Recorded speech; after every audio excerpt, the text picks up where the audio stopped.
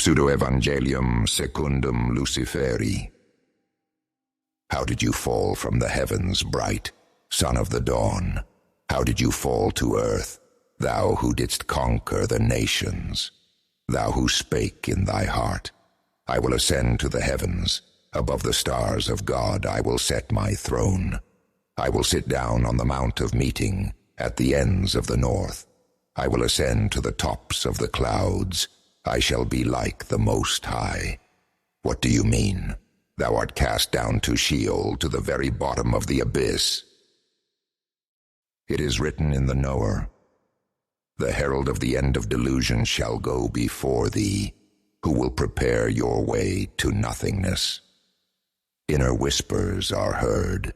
Prepare the way for the anti-God, the archman. Reject false hope. The godless one appeared in the wilderness preaching a rite of liberation from guilt and eternal fear. The whole of Dawn and the inhabitants of Isla Capitolina began to flock to him, and they underwent the mysterious rite of ridding themselves of instilled guilt. The godless one taught thus: The anti-God is coming. He will bring sinful enlightenment and carnal wisdom. He will teach you to stop fearing hellfire. He will give you the spirit of rebellion, pride, and unbelief. He will give you the joy of being truly animal and superhuman. Here comes the Archman. I must die so that he can arise in each of you, each day more and more, becoming you. At this time, the anti-God, the light-bearer from the sunrise, arrived and had the godless one put his hands on him. As the herald touched him, the son of dawn, as if in a vision, saw the heavens burning and an evil spirit demon descending upon him. All those present seemed to hear a voice. I am. Flesh and blood has prevailed. Soon the evil spirit possessed him, and in a vision carried him away into nothingness. For many days he had delirious visions. He saw around him worshippers of superstition, resembling wild beasts and as if angel demons falling from the heavens. He saw a garden with a tree in the middle. He saw the ancient serpent and two people standing in front of the serpent. He heard them exclaim, We have indeed learned the truth, and we shall surely die. And this truth freed them from the fear of eternal fire. Then came Lightbearer to the dawn and preached the doctrine of the anti-God. He said, The time has come. The reign of the Archman, free from all gods, has come near. Get rid of your belief in the lie of original sin and begin to live. Once upon a time, the son of dawn was walking along the shore of the dark sea, and saw Primus and Secundus, who were looking out to sea, trying to see something or someone on the other side of the sea. Lightbearer said to them, Come with me, and I will make you see the light of disturbing knowledge. The followers saw him and decided to go with him. Having walked a little further, he saw others, Teritus and Quartus. They too were looking out for something in the distance. Lightbearer called out to them. When they saw him, they seemed to wake up, and leaving everything and the other slaves of the darkness behind, they followed him. Then they went to some village. Then he entered their temple and spoke. The superstitious people gathered there were astonished at his strange teaching, for he taught like one who possesses sinful knowledge, and not like their priests. And there was in that temple a man possessed by a false demon of blind faith. He shouted out, Hey, son of dawn, what are you looking for here? You have come to destroy us. We know well who you are, the destroyer of blind faith, slavish servitude, and all illusions. Lightbearer then commanded him, I am. Now leave him. The false demon of religion did not want to give way easily, and for a while he still tugged the wretch on all sides, until finally he left with a terrible sigh. All who saw this were horrified and asked one another, "What is this? Some godless teaching preached with the power of knowledge. Even to the spirits of blind faith he commands, and they listen to him." And the news of him spread in all directions throughout the land there. Lightbearer then went to the house of Primus. His mother lay there ill. The son of dawn approached her and said, "You will surely die, but not yet today." She, in turn, asked, "When, teacher?" He answered her, "Even though you may die tomorrow, do not fear, for there is no hell and no devils, no paradise and no angels. Death is the end and liberation. Today you suffer, but tomorrow you will be no more. You will become part of the infinite universe again." The woman died the following day. When the sun later went down and the moon appeared, the sick and those considering themselves possessed by the devil began to descend to him. In turn, he transformed everyone and freed the possessed from their religious torment, ignorance, and unfounded belief, and from the fear of the wrath of a vengeful deity in the hereafter. Some of them fell asleep immediately, some later, some transformed, but all were free. Once a sick man came to him and begged him on his knees. "If you wish, you can heal me." Lightbearer reached out his hand, touched his head, and said, "If you believe this, I want to." The sick man immediately rose from his knees, because he suddenly understood what true freedom and faith in the power of the will was. After a few days, Lightbearer came again to the dawn, and he began to teach. Then a paralyzed man was brought to him. The son of the dawn looked at the crippled man, and seeing his subconscious faith in himself, addressed the paralyzed man with these words, "You are free from original sin." And there sat some priests of superstition. These thought to themselves, "How can he speak like that?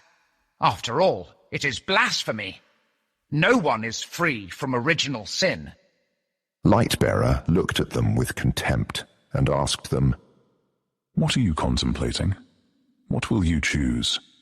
To impose on this paralyzed one, already from infancy, the burden of the lie of inherited guilt and the fear of eternal fire, adding to the affliction of the soul in addition to the suffering of the body, or to reveal to him the truth which you yourselves have guessed, that sin does not exist, and to free him from the anguish of the soul, which will make him truly free?" And he turned to the cripple. "You are innocent." And he turned to the priests. "Behold, that ye may know that the archman has the power to free from the belief of sin." Here he turned to the paralyzed man. "Get up and come out." And the man arose and came out in front of everyone. Everyone was overwhelmed with boundless amazement at the sight of the power of self-will. Then Lightbearer went out again by the sea-coast. Passing by, he saw Quintus begging under the temple. And he said to him, "Follow me." And the latter arose and followed him. And when afterwards, in some house, he feasted at table, there feasted with the son of dawn many beggars from under the church, and those despised by the clergy, called sinners. And when the hypocritical priests perceived that he was feasting with beggars and those burdened with false sin, they asked his followers, "Why does he eat and drink in the company of slaves of sin?" Lightbearer, hearing this, gave them this answer. Guidance is needed by the blind, not by those who refuse to see. I have not come to liberate the oppressors, but the oppressed. Once upon a time, the priests proclaimed a fast day.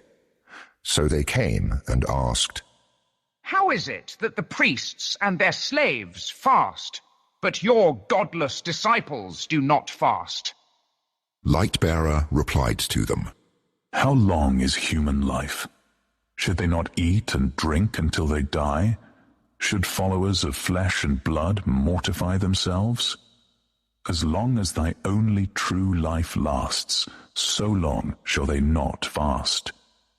But the time will come when the son of dawn will be taken from before their eyes, when they will be persecuted for their love of sinful liberty, for their rejection of revealed dogmas and blind faith. Then, at that very time, they will desire. It happened that on their holy day his disciples began to do something forbidden by their superstitious books. Then the priests said to him, "Look, why do they do what is not permitted on the holy day?" And he answered them, And what is the holy day? The archman is the creator of all days, including the holy day, and can do his will on any day. Lightbearer entered the temple again, and there was a man with a sick hand. The hypocritical priests followed him to see if he would make a demonstration of the power of the will on their miserable holy day, so that they could then accuse him groundlessly. Then he said to the man with the sick hand, Arise. Then he asked them, Is it permissible on the so-called holy day to give life abundantly to a man, or to let him die in ignorance? But they remained silent. Then he measured one by one with angry, contemptuous eyes, and said to the man, Hold out your hand. The man stretched it out, because he believed that mind and will were the power, and his hand was healed. And the priests went out, and having gathered with the local authorities, they conferred to kill the godless one. Then Lightbearer went with his followers to the shore of the dark sea. A great crowd from dawn followed him. Likewise, large crowds of people streamed to him from many other lands, for the news of the strange signs he had performed had reached them. For by the sinful power of his teaching, many transformations were effected. And so all those suffering from the fear of damnation, still plunged in the darkness of superstition, still unaware that the true, ungodly power was within themselves, flocked to him. And when they saw him possessed by the demons of blind faith, in a flash of consciousness and awakening of reason, they fell before him in the dust, shouting, Thou art Lucifer himself, son of dawn. But he bade them sternly not yet reveal who he was. Then he ascended a barren hill, and summoned to himself those whom he wanted, and they came to him. He summoned 13. They were to be with him so that he could send them out later to preach his ungodly teachings. They were to have forbidden knowledge and the power to heal those who wanted to be healed, and to cast out the spirits of ignorance, superstition, and blind faith. So he summoned 13, among them Tertius Decimus, the one who would later carry out his will. The priests of the false god, who came to Aelia Capitolina, spoke of him. This godless man is possessed by the devil.